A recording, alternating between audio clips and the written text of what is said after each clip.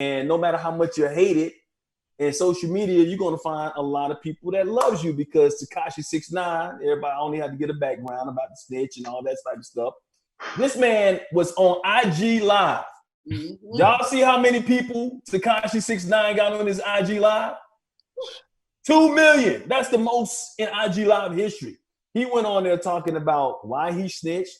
He said his friends betrayed him. Let me read this. Tried to wiretap him, slept with his baby mama, kidnapped and beat him, and he wanted to know where the loyalty was to him. Can I start this off, Pat? Go ahead, Donny. Can I start this off, my man? Absolutely. Producer? Let me tell you something. I'm gonna take my time. I've been in the streets since I was 9. There's no loyalty in the game, period, ever. You know what I'm saying? So when you understand that, it's no loyalty in nothing you do. Dope dealing, gang banging, nothing. Your partner's the one kill you. So he should know, the rules of the game before he got in. So he knew that, hey, these dudes will do that to you. So if you doing that and you going out there doing what you doing, accept what comes with the game. Use a snitch. This cause you get busted. Don't take somebody else's family down. You know what I mean? Stand up under what you do or get out the game, you sucker. He's a snitch, you know what I'm saying? And he's a fucking snitch, and I can't stand snitches. And, he needs to be dealt with, period. Well, I just want to also hold in contempt the fact that the culture allowed him to infiltrate. Oh, Pat, can I read your tweet real quick about that? Because sure. Pat went in on it. I gotta set you up for your tweet because he said the entire formula that Tekashi 6ix9ine used to claim his so-called fame actually says more about how predictable and coonish the rap hip-hop culture is, as opposed to what it says about him as basically what you call him as a follower, a-hole, and clout chaser. He exposed us. We are easy to figure out. That's what you said in your tweet. Yeah. No, I mean, you need like 5 fire emojis when you say that too. I don't know if you can say that. No, but I'm just saying. But seriously, I just feel that already the game is just full of just so many like obsequious people and sycophants, and people who are just clout chasers, and who are always trying to. So how does this guy who's not part of the culture? He even said on his live, I saw a clip. I didn't watch his live. I'm not one of those 2 million people. But he said that he saw his man, the gangbanger sleeping on the floor, and he was like, you know what? I'd have it. I know how to get us out. So he had a plan, and that he concocted and figured out. Okay, this is how I'm going to play the whole culture. I'm going to do all of this basically. So he's the ultimate troll, and I don't, it's the snitching and all of that. I understand what Donny was saying, but I just take a few steps back and I just feel like, how are we able to get played like that? And then I'm not even talking about myself, but I'm just talking about how the culture. So you're saying he's a culture vulture, he took over, but we allow him to be a culture vulture. Is that what you're basically saying? We need to close the circle in a way that just people, we just need to become tighter. But how do you, Serge, let me ask you, I'm sorry. The culture, like you said, the culture, you talk about the culture of rap music and this music business, or you talking about street life? Well, I think that the streets, for him, definitely opened the door because, he just found some kids that he could exploit, some people that were starving for money, and this is how we're going to do it. All they want is some money, and they allow him to infiltrate and to use them. He used them as much as they used him. He was using them for clout and for his name, just so he could, talk all this stuff for protection.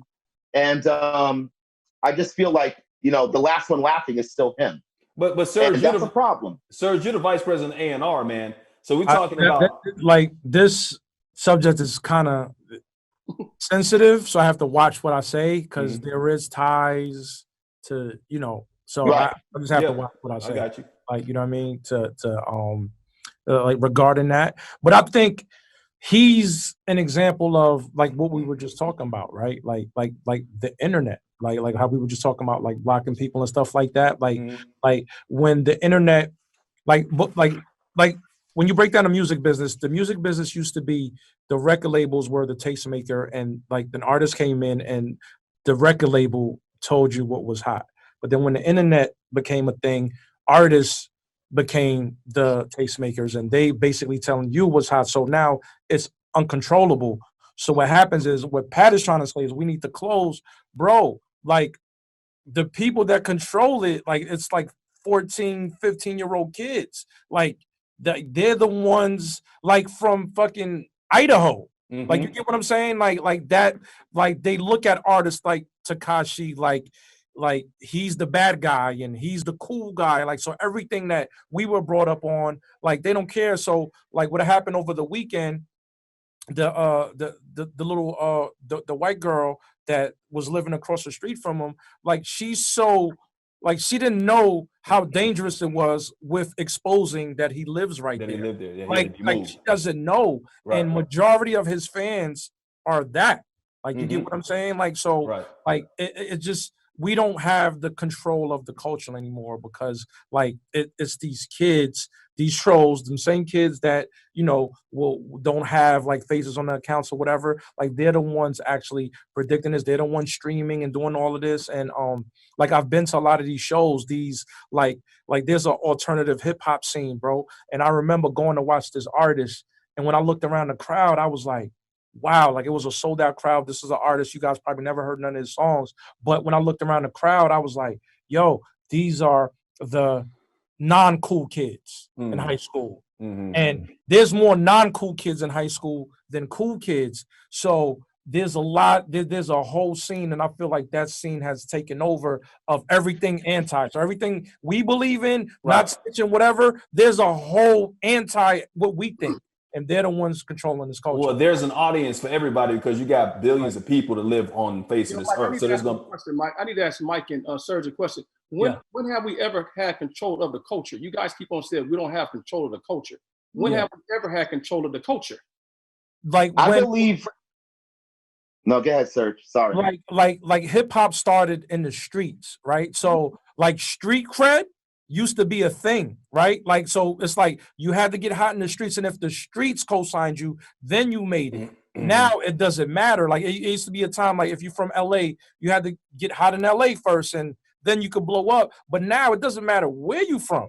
Like, you could put some out on the internet right now, and it goes viral. It doesn't matter where you from. So I think the process from getting hot in the neighborhood or whatever, and then exploding, getting that street cred, like, that meant something. But street cred actually means nothing now. It doesn't matter. Like geography, it doesn't matter where you're from, because if you put the right viral piece out there and it takes off, it doesn't matter where you're from. So, like, so that's what I mean by like we don't have control of the culture, because, like, those fans that co-sign those things, like, they're totally not like how we came up. That's what Wack 100 basically said. It's not the streets, it's the streams that's controlling the culture, that's controlling everything in the music industry right now. Breaking it down that way, we don't know who the gatekeeper is, first and foremost, to allow who's going to be in the culture, because, like you said, it's the internet. But Traci, as a DJ, you see somebody like Tekashi 6ix9ine, you make a choice not to play an R. Kelly. You make a choice not to play a Tekashi 6ix9ine, and if you played Tekashi 6ix9ine, what kind of reaction would you get? Same reaction as R. Kelly. I mean, I've played R. Kelly in the club, and everybody was like, and looked up at me like, no, you didn't. So, I would get that same reaction.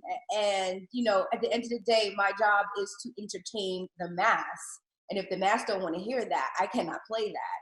But, you know, with the Tekashi situation, that's, you know, he got 2 million views because we all want to know what happened. Like, we love a train wreck. Yeah, you love the train. Yep.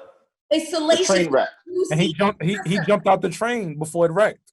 And we want to hear, how did he, you know. So is that sustainable though, Serge? You think about this, because he does have a name. People are curious. How long does that last? I'll just throw it out there, because Drake, no matter what he puts out there, he's getting panned for his new stuff that's coming out. People think it's trash, don't like it, but still #2.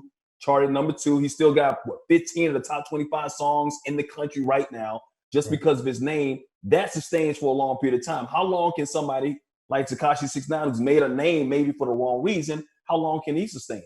Be careful, Serge. Be careful, Serge.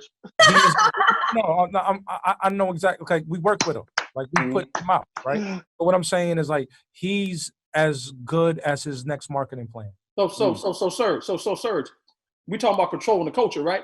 Yes. You said that, and you said you put him out, right? The label he signed to, we distribute. Yeah, but aren't you guys part of the problem then? Boom. No, it's about the money. So let me ask you a question. Is it about? Hold on, Mike. Go ahead, Donny. Go ahead. This is the point I'm trying to make. The music business is fake. You know what I mean? Number one. I don't disagree with that. I was born and raised in the music business. You know what I'm saying? The music business is so fake. They will sell the devil if he can make money. You know what I mean? So at the end of the day, Tekashi 6ix9ine is who he is. It's the record labels that want to put him out to make the bread. So when we talk about controlling the culture, we can control the culture if we stop putting out bullshit and stop accepting people like Tekashi 6ix9ine. You get what I'm saying? So, but the record label's about making money, Donny. How you gonna tell them not to make money? I understand that, Mike. I'm about making money, but I'm not gonna deal with no snitch. That's what I'm not gonna do. That's why I like the Suge Knights and certain people, because they. So let me ask you this, right? And it's like we come from the hood. Talk to me, brother. Talk to me. We come from the hood, right? So how do we look at the guy who sits up there and sells drugs because in his neighborhood, right? Like to somebody's aunt. Like how do we look at that guy, right? Because if we talking about record label, they want to promote whatever makes money. But what about the person selling crack in the neighborhood in the 90s? I was a street dude. Okay. And at the end of the day, what I mean? I did that. So, but if somebody come around here and they snitching, they're gonna get handled. Number one. But you're 1000%. What I'm saying is we can't say us putting out stuff to the masses, you know what I mean? But Tekashi 6ix9ine, you saying you don't want to talk about it. You know what I mean? But you talk about I talked about it. No. You said us holding, we have lost the culture, but we have lost the culture because you saying that you guys are putting him out. So we don't have no control of the culture. Pat said that. So, but we live like, and I also explained that we live in a time now where the audience has the power. The artist meets their audience before they actually get to the record label. I was gonna say that. Before I even heard of Tekashi 6ix9ine, my son, who's 14, was playing him. Yeah. And I was like, who is this? Who is this? He had a fan base before he got his record deal. Yes. For sure.